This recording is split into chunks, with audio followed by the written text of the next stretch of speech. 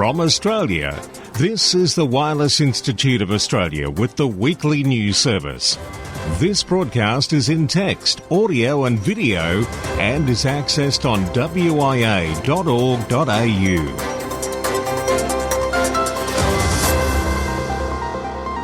Yes, it certainly is the news, and I'm certainly Graham, VK1WIA. It is the very early edition. For those that subscribe, you'll find it came out maybe a day and a half early. Sometimes you just have to buckle down. Now, some exciting news for our southern area of Tasmania viewers and listeners. They're in for a treat at Reist's May presentation night. The night, it's all about lightning, whistlers and other phenomena, delivered by VK7MJ, Dr. Mike Groth. And it certainly is in time for this, the very special Anzac Day edition. Whilst amateur signallers in the trenches in France during the First World War were using early valve amplifiers to detect the Earth's currents generated by field telephones in the enemy trenches, they discovered that the Earth also generated a range of strange audio frequency signals, including clicks, tweaks and whistling. These remained a scientific curiosity for almost 40 years, until the International Geophysical Year in 1957-1958, when they became a tool for exploring the electrical and magnetic properties of the Earth's magnetosphere. This before the development of specialised geophysical monitoring satellites in the 1970s. This certainly will be another fascinating presentation from Mike, and it happens May 5 in the Queen's Domain Club Rooms and will be streamed via the Reist YouTube channel, so you don't miss a thing. VK1WIA. Good morning from WIA Vice President Lee Moyle, VK3GK. Today is a very special day, Anzac Day, 25th of April. It's one of Australia's most important national occasions. It marks the anniversary of the first major military action fought by Australian and New Zealand forces during the First World War and commemorates all the conflicts that followed. Today is one of the few days during the year that the AC may allow us to replace the VK prefix with the AX prefix in commemoration of Anzac Day. Make sure you get on air and contact some AX prefix users, or even better, operate on the HF bands and work some DX, as many overseas stations and award hunters will be looking to contact the special AX prefix. Many members have been inquiring about the WIA AGM. The board met last Tuesday and it was at the top of the discussions. The AGM date and venue are being finalised, and once confirmed we will inform our members via the website, social media and Memnet. The COVID issues are still at the forefront of venue decisions as border closures can happen quickly, putting our AGM plans in jeopardy. We plan to have a physical venue, and members can also join in as we did last year via an online Zoom session. Location, date and time to be announced in the upcoming weeks. The AGM is when the 4 directors fill the vacancies and will be joining the board for the next 2 years of their terms. Voting for your preferred candidate is still open, but please consider posting off to the WIA HQ quickly to enable your vote to count. Keep in mind that the ballot submissions close April 30th.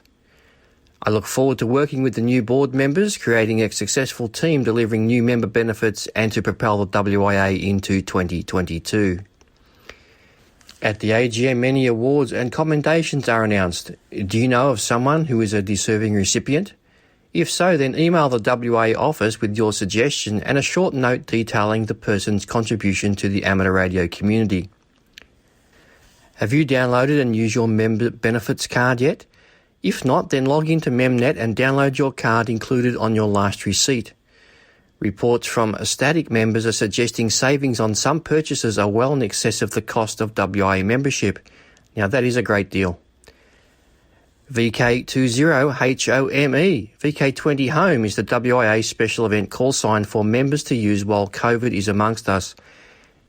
It is current until December 31st, 2021.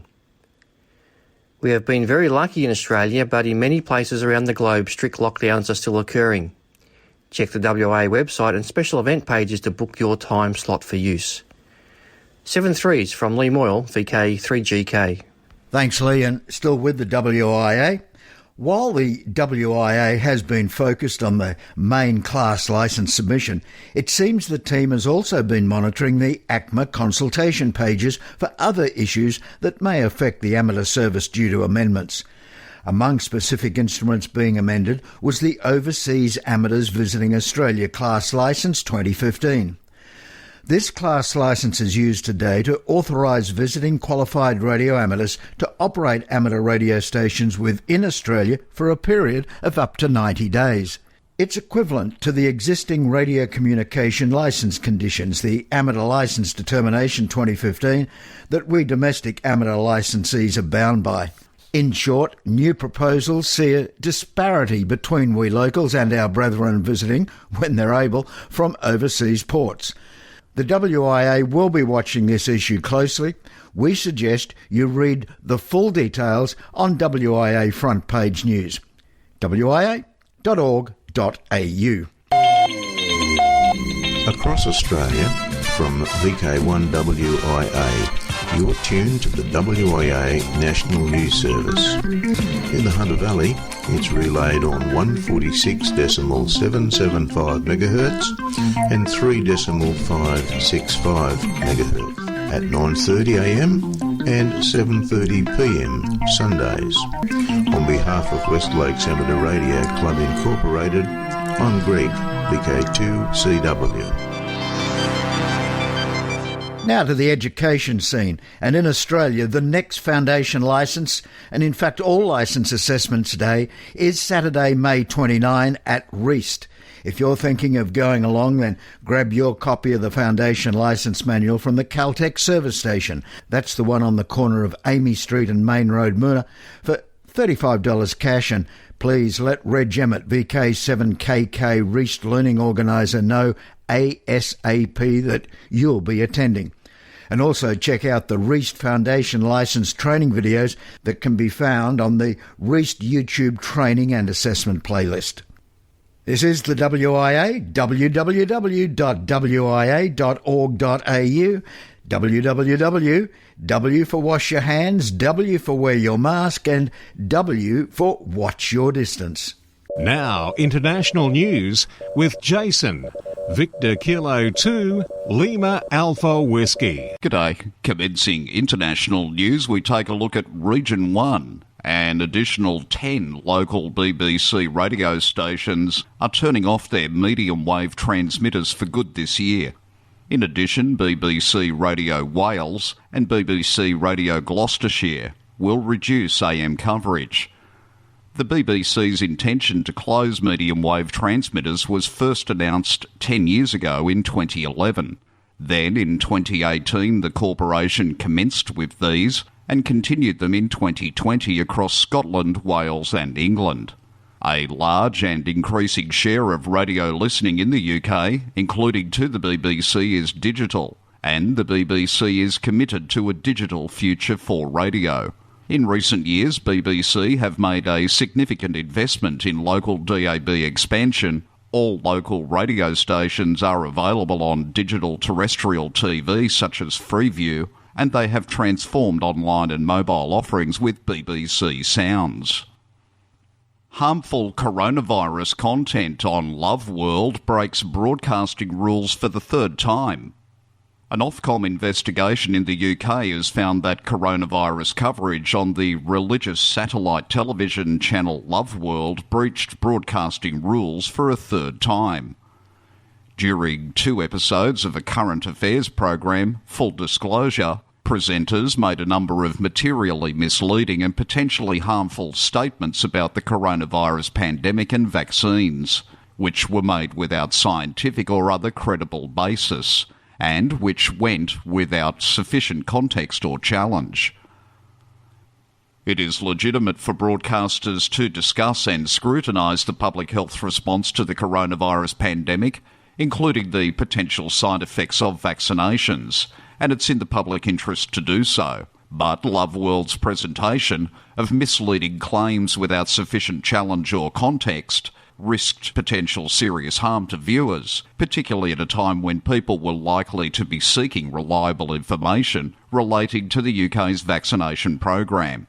As I said, this is the third time that harmful coronavirus-related content on Love World has broken Ofcom's rules. To Region 2 now, on the 20th of April, the FCC's Enforcement Bureau issued a new enforcement advisory repeating the admonishments contained in a January advisory that no licensee or user of the amateur or personal radio services may use any radio equipment in connection with unlawful activities of any nature. The Commission specifically cautioned that individuals found to have used radios in connection with any illegal activity are subject to severe penalties, including significant fines, seizure of the offending equipment, and in some cases criminal prosecution. In addition, licensees should be aware that illegal operation in any service or band, including completely outside the amateur allocations, could potentially disqualify a person from holding any FCC licence in any service, not just the amateur service. The Caribbean Emergency and Weather Net, CEWN, has been providing round-the-clock coverage during the La Soufriere volcanic eruption on the island of St Vincent and the Grenadines. Several neighbouring islands are also still being affected by the disaster. When responding to disasters and emergencies such as this, the CEWN utilises 3.185 MHz lower sideband and 7.188 MHz lower sideband. CEWN is requesting that all radio hams not involved in the volcano response to keep these frequencies clear. And wrapping up international news this week in Region 3, IARU Region 3 Disaster Management Coordinator role. The role of the IARU Region 3 Disaster Management Coordinator has become vacant. The overall role is, but not limited to circulate and publicise information within Region 3 on emergency events in which the amateur radio service has been involved. If you're interested, contact your society pronto. For WIA National News, in Sydney, I'm Jason, VK1WIA.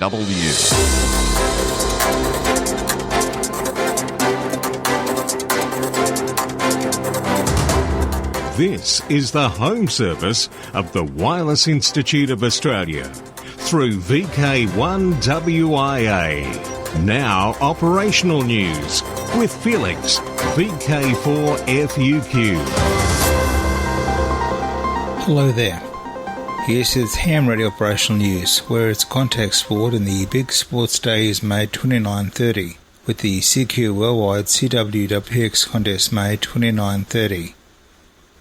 April 25, yes, that's today. It's AM CW for Anzac Day, from 9 AM on 7125 kHz AM. Then the Harry Angel Sprint will be May the 1st, 10 hours to 11:46 UTC. DX window. Samuel Morse special event.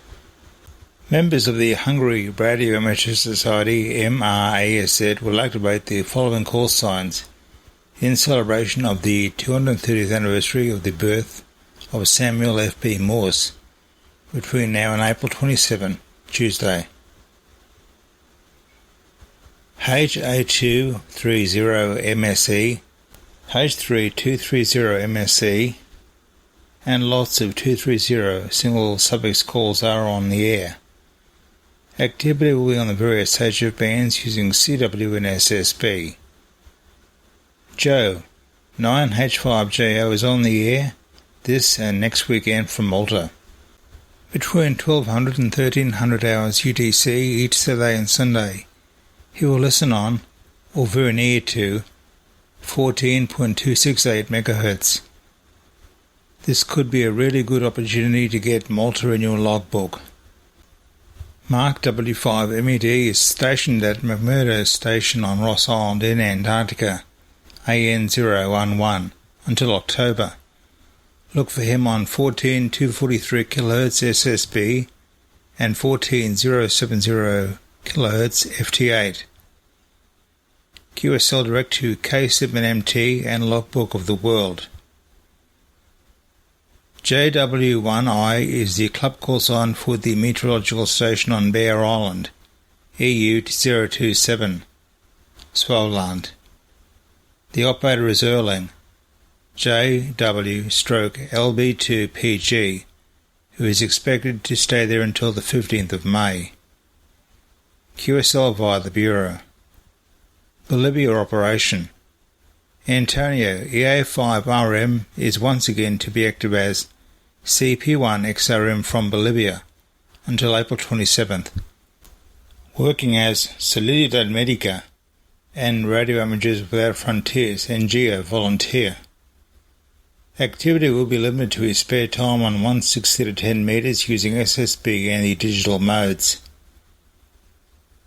Members of the Association of Radio Amateur of the Mexican Republic will activate 3 special call signs to celebrate their club's 61st anniversary. Look for 61A, 62A and 63A to be active until May 16. Activity will be on 160 to 6 metres on all modes and satellites. Radio Club to honour crew of Lost Submarine. Colin Butler, writing in the ICQ podcast, tells how a submarine, USS Squalus, sank in the Gulf of Maine on the 23rd of May 1939.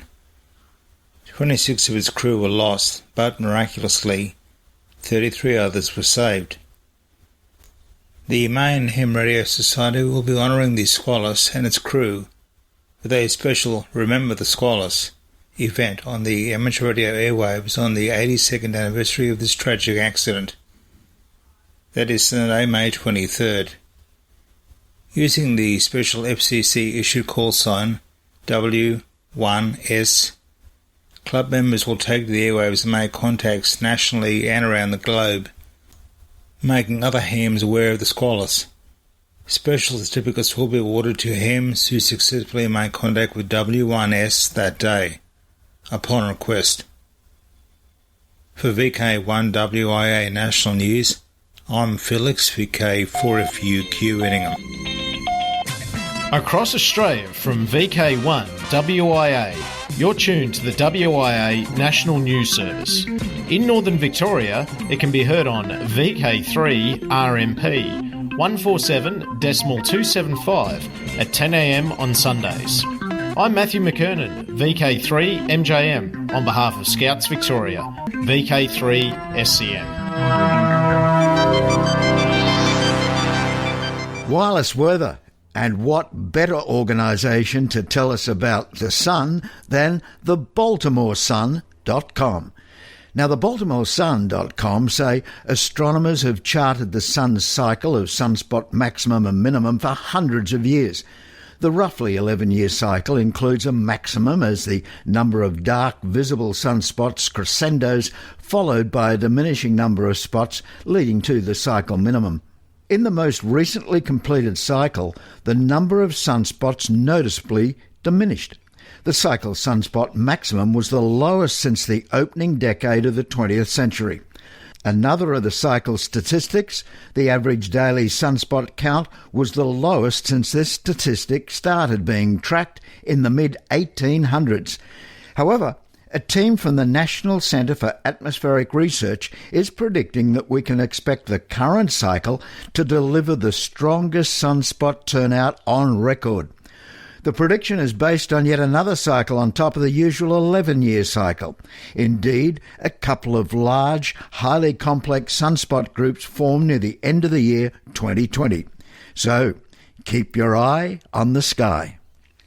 In True to Watch, the Enforcement Zone, remember the Region 3 IAR UMS coordinator is our own Peter Young, VK3MV. HF over-the-horizon radar transmissions, too numerous to count these days. The IARU Region 1 Monitoring System newsletter reports the over-the-horizon radars made up about 60% of all interference observations. So much so that one cannot even count them anymore. Presumably, there are only a few stations transmitting on often changing frequency. In contrast to the past, there are more and more burst systems which usually transmit for only a few seconds, then the frequency is changed. Only the OTHR Container and Pluto at the UK base Cyprus each transmit on a frequency for longer periods of time. The International Amateur Radio Union Monitoring System, the IARUMS, can be read at the link we like on wia.org.au.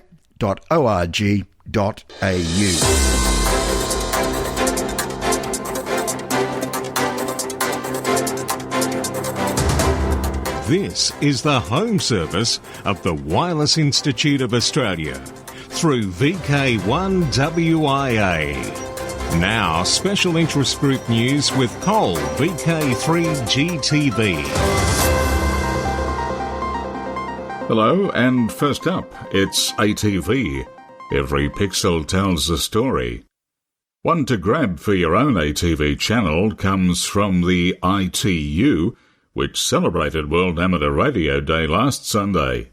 ITU News caught up with Otava Tuomi to learn what ham radio means to him as a young amateur radio operator and its role and revival amid the COVID-19 pandemic.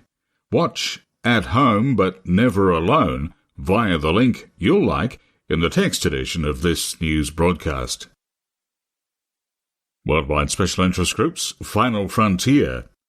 Last Monday, NASA's Ingenuity Mars helicopter became the first aircraft to make a powered, controlled flight on another planet. The Ingenuity team at the agency's Jet Propulsion Laboratory in Southern California confirmed the flight succeeded after receiving data from the helicopter via NASA's Perseverance Mars rover. NASA Associate Administrator for Science, Thomas Zabukin, announced the name for the Martian airfield on which the flight took place. Dr. Zabukin said, now 117 years after the Wright brothers succeeded in making the first flight on our planet, NASA's Ingenuity helicopter has succeeded in performing this amazing feat on another world. While these two iconic moments in aviation history may be separated by time and 170 million miles of space, they now will forever be linked. As a homage to the two innovative bicycle makers from Dayton, this first of many airfields on other worlds will now be known as Wright Brothers Field, in recognition of the ingenuity and innovation that continue to propel exploration. We say it's an aircraft. Well, it is. However, relative to Earth, the air on Mars is extremely thin. Standard sea level air pressure on Earth is 1,013 millibars. On Mars, the surface pressure varies throughout the year, but it averages 6 to 7 millibars. That's less than 1% of sea level pressure here on Mother Earth. Worldwide Special Interest Groups, IOTA, OC138. Steve, VK6SJ, will be active as VK6SJ/4 from Yama Island, or YAM, Thursday, and Paruma, or Coconut Islands in the Torres Strait Group between April 26th and May 4th. He states he'll be operating evenings only, and most likely only be using FT8. Worldwide Special Interest Groups, Rescue Radio. A linked repeater system in Tennessee provided a communications lifeline for a woman hiking in a national park. Amateur Radio's Kevin Trotman, N5PRE, brings us that story. A woman in distress while hiking with a group inside the Great Smoky Mountain National Park was brought to safety late on Sunday night with the help of communications over the W4KEV repeater system in Tennessee. With no cellular service, hiker Timothy Luttrell, KA9EBJ, used his HT to hit the repeater in Gatlinburg, which was linked to one in Knoxville, which was being monitored by David Manuel, W5DJR. Timothy told David that a woman in the hiking party had suffered exhaustion and possibly dehydration and needed assistance. David notified emergency medical services as well as a medic who was part of the park search team to help assess her condition via a series of questions.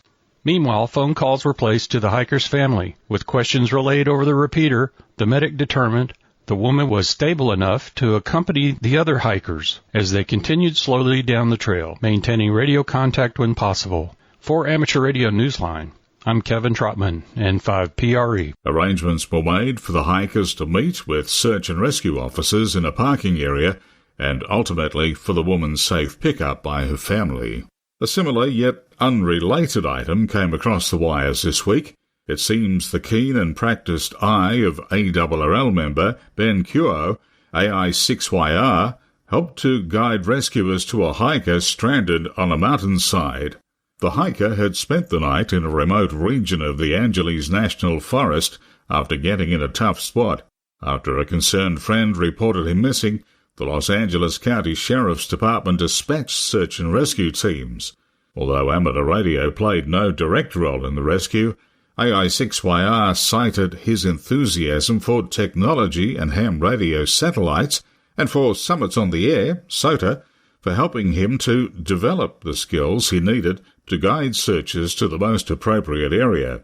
He was able to determine the hiker's likely location using the tiny photo the hiker posted on Twitter that shows his legs and the valley below. AI6YR set to work pulling publicly available satellite images and matching them to the vegetation and terrain below the hiker's legs. His eye was good. He sent authorities the GPS coordinates of the most likely area, and the rescue team found the man in distress less than a mile from that location. Worldwide Special Interest Groups, VHF and above, the plumber's delight. UK amateurs continue to create new DX records on the 122 GHz band. Using barely 1 milliwatt, a new all-time UK record was set between Roger, G8CUB, and Chris, G0FDZ, from Danbury Hill in Essex to the Isle of Sheppey, a distance of nearly 36 kilometres. This is all the more remarkable given the very low powers and high atmospheric loss due to an oxygen resonance that affects this particular microwave band. Worldwide Special Interest Groups, YOTA, Youngsters on the Air, pushing a good thing too far. Exactly when will organisers realise COVID isn't going anywhere soon? So many try to push the bat bubble and advertise their event will go ahead, only to fall in an embarrassing heap when their area's COVID-19 doesn't clear in time. Point in case here, YOTA Summer Camp Croatia, which has sensibly been postponed to 2022.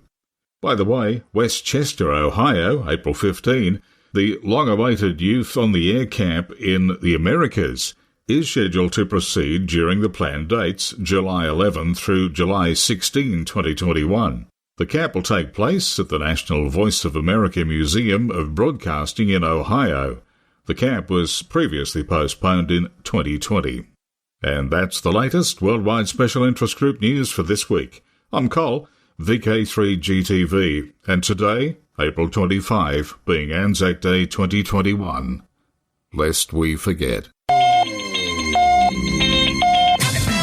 Across Australia from VK1WIA, you're tuned to the WIA National News Service. In the Burdekin, Charters Towers, Townsville and Hingebrook regions, it can be heard on the VK4RAT Townsville VHF repeater 146.7 MHz at 9 a.m. local time every Sunday morning.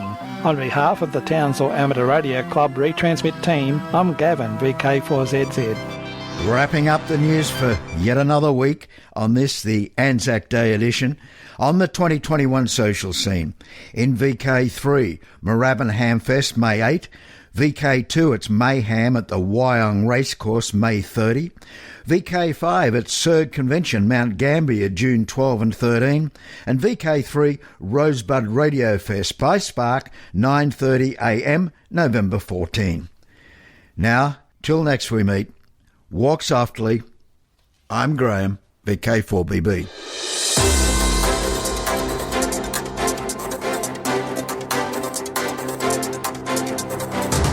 From Australia, this has been the Wireless Institute of Australia with the weekly news service.